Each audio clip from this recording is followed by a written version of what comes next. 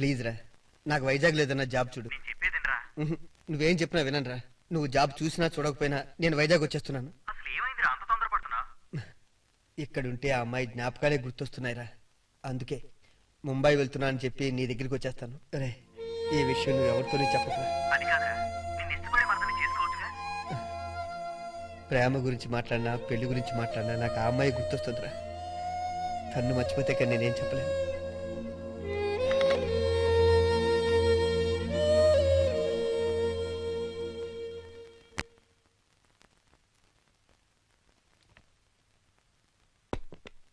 Scene, ఏంట్రా చెప్పా పెట్టుకుంటే సడన్ గా వచ్చేసా? ఏమీ లేదమ్మా, నన్ను ముంబై ట్రాన్స్ఫర్ చేశారు. వెళ్లే ముందు నాన్నే నిన్ను చూసి వెళ్దామని. అలాగా. సరే, ఈ పెళ్లి పత్రిక ఎవరిది? అదేరా, మల్లేష్ గారని మనకి దూర బంధువురా. ఆయన నీకు వరుసకు పెదనాన్న అవుతారు. ఆయన కొడుకు పెళ్లి. ఎప్పుడూ ఒకరి గురించి ఒకరు చెప్పుకోవడమే గాని కలుసుకునేదే లేదు. అందుకని నువ్వు ఈ పెళ్లికి వెళ్లి 2 రోజులుండిరా. బంధుత్వాలు కలిసినట్టుంటాయి. అమ్మా, నువ్వు ముందు కూర్చో. గుర్తు పెట్టుకుని మరీ పంపించారు కనుక వెళ్ళకపోతే బాగుండదురా.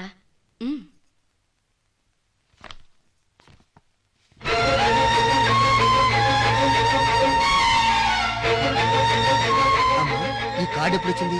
ఇప్పుడేరా, నేను చూస్తున్నాను, నువ్వు వచ్చావు.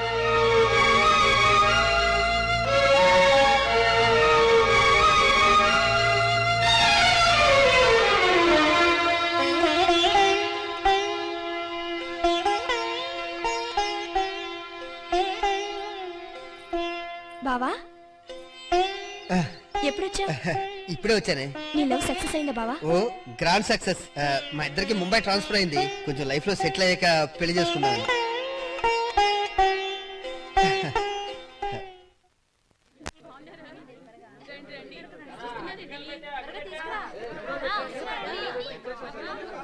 ఎక్కడోళ్ళు అక్కడ కూర్చుండిపోయారేంటి? కళ్యాణ మండపాన్ని బయలుదేరేది ఎప్పుడు?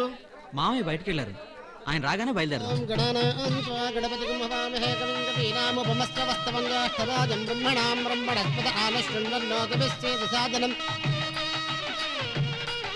పెళ్లి కూతురు రెడీ అని పెళ్లి కొడుకు తెగ ఆరాట పడిపోతున్నాడు. అమ్మా, తొందరగా రెడీ అవ్వమ్మా. అసలే ఆరాటం పెళ్లి కొడుకులా ఉన్నాడు. ఏ పేరెంట్ అల్లైనా ఎత్తుకుపోగలడు. ఆచమనీయం సమర్పయామి.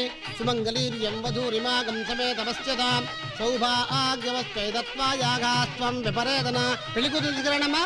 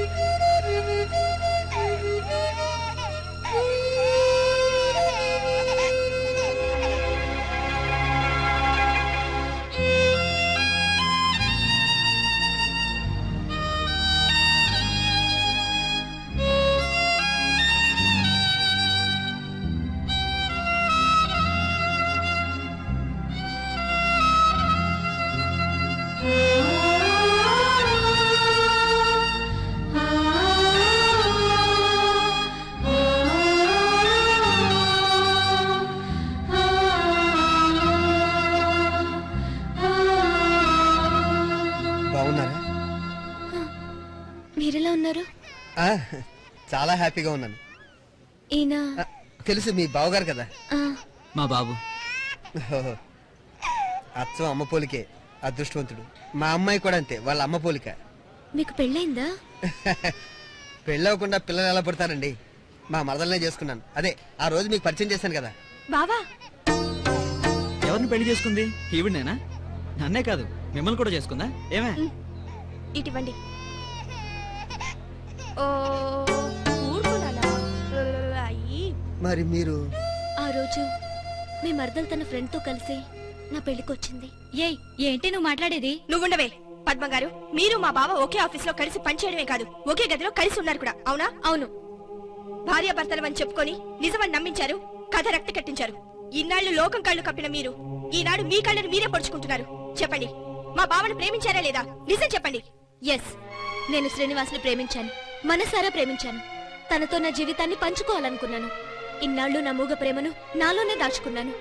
కానీ మా వాళ్ళు నన్ను అడగకుండా, నాతో ఒక్క మాట అయినా చెప్పకుండా, నేను లేకుండా నా నిశ్చితార్థం జరిపించారు.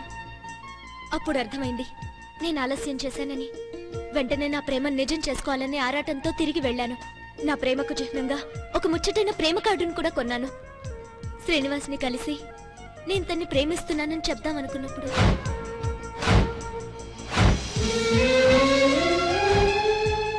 ఇప్పుడు చెప్పు, నీతో నిశ్చితార్థం అయ్యిందన్నారు. సాటి ఆడదాని జీవితం కోసం గుండెకోత నోడ్చుకోవడం తప్ప? మా బావ మీకు నిశ్చితార్థం అయిందని తెలిసిన తర్వాత మీకోసం అబద్ధం చెప్పుంటాడు. పద్మగారు, మా బావ మిమ్మల్ని గాఢంగా ప్రేమించాడు. మీ ప్రేమ తగ్గకపోతే మా బావ మాకు తగ్గడు. పుట్టినప్పటి నుంచి మా బావే భర్త అనుకున్న నేను మీ ప్రేమను ఒప్పుకున్నాను. మీ ప్రేమకు పట్టాభిషేకం జరగాలి. మా బావని బ్రతికించండి ప్లీజ్.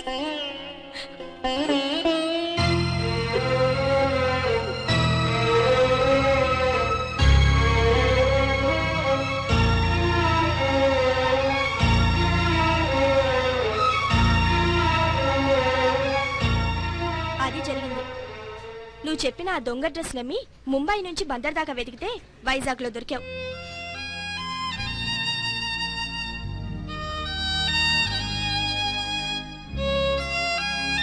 వెళ్దాం పద.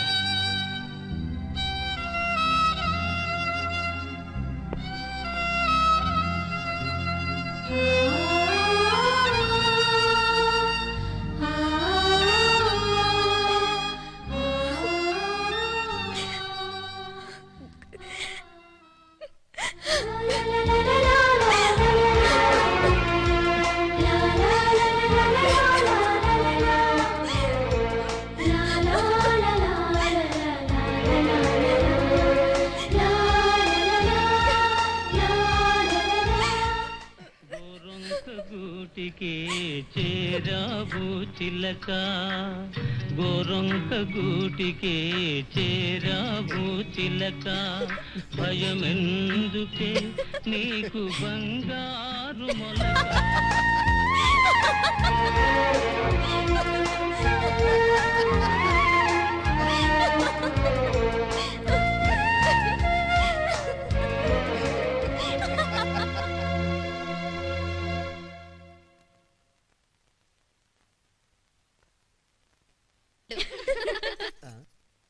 ఏమే పద్మ, ఇదే రూములో నన్నేమన్నావే? చెప్పు మీద చెప్పు. నీ చీర మీద నా ప్యాంటు కత్తిరించేస్తావా? రావే, మడత పెడతా. ఆ, అదేంటే మళ్ళీ గొలుసు తీసావు, కట్టేస్తావా? ఆ, ఇద్దరిని కలిపి.